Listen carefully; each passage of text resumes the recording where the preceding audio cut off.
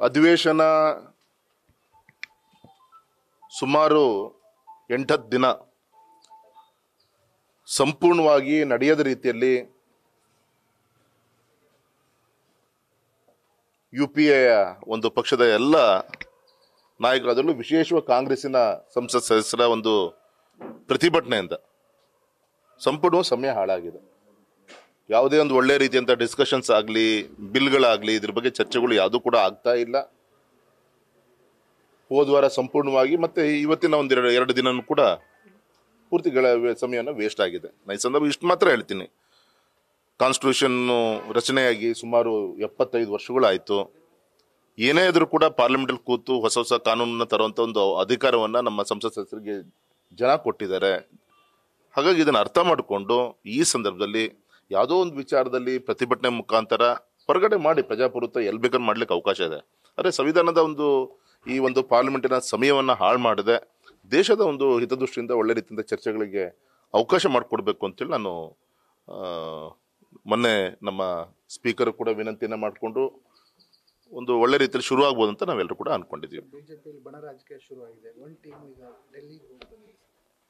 ಆ ವಿಚಾರದಲ್ಲಿ ನಮ್ಮ ಇನ್ಚಾರ್ಜ್ ರಾಧಾಮೋಹನ್ ಸಿಂಗ್ ಅವರು ನಮ್ಮನ್ನೆಲ್ಲ ಕರೆದಿದ್ರು, ಎಲ್ಲ ಲೋಕಸಭಾ ಸದಸ್ಯರು ಕರೆದು ಒಂದು 2-3 ವಿಚಾರಗಳನ್ನು, ಒಂದು ಪಾರ್ಲಿಮೆಂಟಲ್ಲಿ ಇನ್ನೂ ಎಫೆಕ್ಟಿವ್ ಆಗಿ ನಮ್ಮ ರಾಜ್ಯದ ಸಮಸ್ಯೆಗಳನ್ನು ಪ್ರೆಸೆಂಟೇಷನ್ ಮಾಡುವಂಥ ವಿಚಾರದಲ್ಲಿ ಚರ್ಚೆ ಇರ್ಬೋದು, ಎರಡನೇ ಸಂಘಟನಾ ವಿಚಾರ ಇರ್ಬೋದು, ಮೂರನೇದು ಈ ಸಂದರ್ಭದಲ್ಲಿ ನಮ್ಮ ಕಟ್ಟಕಡೆಯ ಕಾರ್ಯಕರ್ತರು ತುಂಬ ಅಚ್ಚುಕಟ್ಟಾಗಿ ಇವತ್ತು ಲ್ಯಾಕ್ಸ್ ಟುಗೆದರ್ ಮೆಂಬರ್ಶಿಪ್ಗಳನ್ನು, ಸಕ್ರಿಯ ಕಾರ್ಯಕರ್ತರ ಮೆಂಬರ್ಶಿಪ್ಪನ್ನು ಮಾಡುವಂಥ ಕೆಲಸ ಇರ್ಬೋದು, ಸದಸ್ಯತ್ವ ಅಭಿಯಾನ ಇರ್ಬೋದು, ಈ ರೀತಿ ನಮ್ಮ ಕಾರ್ಯಕರ್ತ ಒಟ್ಪಾಡಿ ಅವರು ದೇವ್ರ ಮೆಚ್ಚೋ ರೀತಿಯಲ್ಲಿ ಕೆಲಸವನ್ನು ಮಾಡ್ತಾ ಇದ್ದಾರೆ. ಈ ರೀತಿ ಮೇಲ್ಮಟ್ಟದಲ್ಲಿ ಈ ರೀತಿಯಂಥ ಗೊಂದಲದ ಹೇಳಿಕೆಯಿಂದ ಕಾರ್ಯಕರ್ತರಿಗೂ ನೋವಾಗುತ್ತೆ, ಮತ್ತೆ ನಮ್ಮ ನಂಬ್ಕೊಂಡಂಥ ಅನೇಕ ಹಿರಿಯ ಕಾರ್ಯಕರ್ತರಿಗೂ ಕೂಡ ಕಣ್ಣೀರಾಗ್ತದೆ. ಹಾಗೆ ಈ ಸಂದರ್ಭದಲ್ಲಿ ಇಷ್ಟು ಮಾತ್ರ ಹೇಳೋದು, ಆದಷ್ಟು ಬೇಗ ಈ ಸಮಸ್ಯೆಗಳನ್ನು ಹೈಕಮಾಂಡ್ ಬಗೆಹರಿಸಬೇಕು ಅಂತ ನಾವೆಲ್ಲ ಸಂಸತ್ ಸದಸ್ಯರು ಒಟ್ಟಾಗಿ ವಿನಂತಿಯನ್ನು ಮಾಡ್ಕೊಂಡಿದ್ದೀವಿ.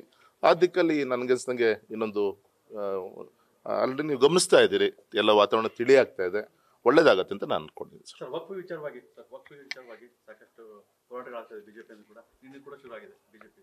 ತಮಗೆ ಗೊತ್ತಿರ್ಬೋದು ಸರ್, ಈಗಾಗಲೇ ನಮ್ಮ JPCಯ ಚೇರ್ಮನ್ ಜಗದಾಂಬಿಕಾ ಪಾಲ್ ಅವರಿಗೆ ಮತ್ತೊಮ್ಮೆ ಅವರಿಗೆ ಇನ್ನೂ ಮುಂದಿನ ನಾಳೆ ಬರುವಂಥ ಬಜೆಟ್ವರೆಗೂ ಕೂಡ ಇನ್ನೂ ಕೂಡ ಸಂಪೂರ್ಣವಾಗಿ ಸ್ಟಡಿ ಮಾಡೋಕ್ಕೋಸ್ಕರ ಇನ್ನೂ ಮತ್ತೆ ಅವಕಾಶವನ್ನು ನಮ್ಮ ಪಾರ್ಲಿಮೆಂಟ್ ಮೊನ್ನೆ ಅಧಿಕಾರವನ್ನು ಕೊಟ್ಟಿದೆ. ಹಾಗಾಗಿ ಇನ್ನೊಂದು 5-6 ತಿಂಗಳು ಆಗುತ್ತೆ, ನೆಕ್ಸ್ಟ್ ಬಜೆಟ್ವರೆಗೂ ಕೂಡ ಅದು ಇನ್ನೊಂದು 2-3 ಮಂತ್ಸ್ ಮುಂದೆ ಹೋಗಿದ್ದರಿಂದ ಇನ್ನೂ ಸುದೀರ್ಘವಾದಂಥ ಚರ್ಚೆಗಳು. ಅದೇ ರೀತಿ ರಾಜ್ಯದಲ್ಲಿ ಇವತ್ತು ಇಡೀ ದೇಶದಲ್ಲಿ ನಮ್ಮ ಕರ್ನಾಟಕ ರಾಜ್ಯದಲ್ಲಿ ತುಂಬ ಎಫೆಕ್ಟಿವ್ ಆಗಿ ನಮ್ಮ ಪಕ್ಷದ ಕಾರ್ಯಕರ್ತರಿರ್ಬೋದು, ಮುಖಂಡರುಗಳಿರ್ಬೋದು, ಚುನಾಯಿತ ಪ್ರತಿನಿಧಿಗಳು ಎಲ್ಲರೂ ಒಟ್ಟಾಗಿ ಆ ರಿಪೋರ್ಟನ್ನು ತೆಗೆದುಕೊಂಡು JPC ಮುಟ್ಟಿಸುವಂಥ ಕೆಲಸವೂ ಕೂಡ ಆಗ್ತಾ ಇದೆ. ಹಾಗಾಗಿ ಒಂದು ಇಲ್ಲಿ JPCಯ ಇದು ನಮ್ಮ ವಕ್ಫ್ ಪ್ರಾಪರ್ಟಿಯನ್ನು ಅನೇಕ ಕಾಂಗ್ರೆಸ್ಸಿನ ಮುಖಂಡರೇ ದುರುಪಯೋಗ ಪಡಿಸ್ಕೊಂಡಿದ್ದಾರೆ. ಒಂದು ಕಡೆಗೆ ರೈತರು, ದೇವಸ್ಥಾನ, ಬೇರೆ ಬೇರೆ ಧಾರ್ಮಿಕ ಸ್ಥಳಗಳನ್ನು ಒತ್ತುವರಿ ಮಾಡೋದು ಒಂದು ವಿಚಾರ ಆದರೆ, ಇನ್ನೊಂದು ಕಡೆಗೆ ಅನೇಕ ಬೇರೆ ಬೇರೆ ಪಕ್ಷದ ಮುಖಂಡರುಗಳು ವಕ್ಫ್ ಪ್ರಾಪರ್ಟಿಯನ್ನು ಸ್ವಂತಕ್ಕೆ ಉಪಯೋಗಿಸ್ಕೊಳ್ಳುವಂಥ ಪ್ರಯತ್ನ ಕೂಡ ಆಗಿದೆ. ಹಾಗೆ ಇದ್ರ ಬಗ್ಗೆ ಸಮಗ್ರವಾದಂಥ ತನಿಖೆ ಇಡೀ ದೇಶದಲ್ಲಿ ಆಗಬೇಕಾಗಿದೆ. ಹಾಗಾಗಿ ಆ ದೃಷ್ಟಿಯಿಂದ ಇವತ್ತು JPCಯನ್ನು ಫಾರ್ಮೇಷನ್ ಮಾಡಿದ್ದಾರೆ. ಅದಕ್ಕಲ್ಲಿ ಏನೇನು ಪ್ರಕ್ರಿಯೆಗಳು ಆಗಬೇಕು ಆಗ್ತಾ ಇದೆ ಸರ್. ಧಾರ್ಮಿಕ ದತ್ತಿ ಇಲಾಖೆಗೆ ಸಂಬಂಧಪಟ್ಟ ಇದು ಕೂಡ ಜಮೀನು ಕೂಡ ಈ ಥರ ಒತ್ತುವರಿ. ಎಸ್ ಸಾಕಷ್ಟು ಹೇಳಿದ್ನಲ್ಲ, ಐಲ್ಯಾಂಡೇ ನಮ್ಮದು ಅಂತೇಳಿ ಗುಜರಾತಲ್ಲಿ ಒಂದು 2-3 ಐಲ್ಯಾಂಡ್ಗಳನ್ನು ಗುರುತಿಸುವಂಥ ಕೆಲಸ ಆಗಿದೆ.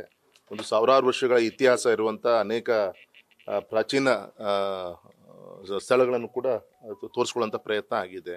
ಸೊ ಇದೆಲ್ಲದೂ ಕೂಡ ನೋಡೋಣ. ಈಗ ಈ ದೇಶದ ಅಂಬೇಡ್ಕರ್ ಕೊಟ್ಟಂಥ ಸಂವಿಧಾನ ಮುಂದೆ ಯಾವುದೇ ನಮ್ಮ ನ್ಯಾಯಾಲಯದ ಮುಂದೆ ಅದು ಕೂಡ ದೊಡ್ಡದಲ್ಲ. ಆದರೆ ಅದಕ್ಕಿಂತ ಮೀರಿ ಆ ಒಂದು ವಕ್ಫ್ ಟ್ರಿಬ್ಯುನಲ್ಗೆ ಅಧಿಕಾರವನ್ನು ಕೊಡುವಂಥ ಮುಖಾಂತರ ಎಲ್ಲ ಒಂದು ಕಡೆ ದುರುಪಯೋಗ ಆಗ್ತದೆ ಅಂತ ಅನಿಸ್ತಾ ಇದೆ. ಸೊ ಬರುವಂಥ ದಿನದಲ್ಲಿ ಇದೆಲ್ಲದೂ ಕೂಡ ಸರಿ ಮಾಡುವಂಥ ಪ್ರಕ್ರಿಯೆ ಅದು ಮೋದಿಜಿಯವರ ಮುಖಾಂತರ ಆಗುತ್ತೆ ಅಂತ ನಾನು ವಿಶ್ವಾಸನೆ ಹೇಳ್ತೀನಿ. ಅದೇ ಒಂದು ಕಡೆಗೆ ಅವರ ಹಗರಣವನ್ನ ಡೈವರ್ಟ್ ಮಾಡ್ಲಿಕ್ಕೋಸ್ಕರ ಈ ರೀತಿಯಂತ ಒಂದು ಸಮಾವೇಶಗಳ ಮುಖಾಂತರ ಇವತ್ತು ಹೊರಟಿದ್ದಾರೆ. ಇದು ಜನ ಎಲ್ಲದೂ ಕೂಡ ಗಮನಿಸ್ತಾ ಇದ್ದಾರೆ. ಮತ್ತೆ ವಿಶೇಷವಾಗಿ ನಿನ್ನೆ ನಮ್ಮ ಕೇಂದ್ರದ ಒಂದು ತನಿಖಾ ವರದಿಯನ್ನು ಇಡೀ ವರದಿಯನ್ನು ಸಬ್ಮಿಟ್ ಮಾಡುವಂಥ ಪ್ರಯತ್ನ ಕೂಡ ಆಗಿದೆ. ಅದ್ರ ಬಗ್ಗೆನೂ ಕೂಡ ಮುಖ್ಯಮಂತ್ರಿಗಳು ಹಗುರ ಮಾತಾಡುವಂಥ ಪ್ರಯತ್ನವನ್ನು ಕೂಡ ಮಾಡಿದ್ದಾರೆ. ಹಾಗಾಗಿ ಯಾವುದೇ ಒಂದು ತನಿಖಾ ಸಂಸ್ಥೆ ಅವರು ನಿಷ್ಪಕ್ಷಪಾತವಾದಂಥ ಒಂದು ತನಿಖೆನ ಮಾಡಿದಾಗ ನೀವೇನು ಕೂಡ ಮಾಡಿಲ್ಲ ಅಂದಮೇಲೆ ನಿಮಗೆ ಯಾಕೆ ಇನ್ಫ್ಯಾರಿಟಿ ಕಾಂಪ್ಲೆಕ್ಸ್? ಹಾಗಾಗಿ ಅದು ಏನಿದೆ ಎದುರಿಸುವಂಥ ಕೆಲಸ ಮಾಡಬೇಕು ಅಂತ ನಾನು ಹೇಳ್ತೀನಿ. ಇಡಿ ಬಂದಿರೋದಕ್ಕೆ ಇಡಿ ನೆನ್ನೆ ಬಂದಿರೋದು ಅದಕ್ಕೆ ಒಂದು ಆಶ್ಚರ್ಯ ಅದೇ ಆಲ್ರೆಡಿ ಇನ್ನೊಂದು ಇನ್ವೆಸ್ಟಿಗೇಷನ್ ಟೀಮ್ ಈಗಾಗಲೇ ವರದಿಯನ್ನು ಕೋರ್ಟಿನ ಆದೇಶ ಪ್ರಕಾರ ಏನು ನಮ್ಮ ಲೋಕಾಯುಕ್ತಕ್ಕೆ ಏನು ಕೊಟ್ಟಿತ್ತು ಅಲ್ಲಿಗೆ ಇವರು ಕೂಡ ವರದಿಯನ್ನು ಸಬ್ಮಿಟ್ ಮಾಡಿದ್ದಾರೆ ಈಗ. ಹಾಗಾಗಿ ಅದ್ರ ಬಗ್ಗೆ ಹಗುರ ಮಾತಾಡುವಂಥ ಪ್ರಯತ್ನ ಇವತ್ತೇನು ಮಾಡ್ತಾ ಇದ್ದಾರೆ.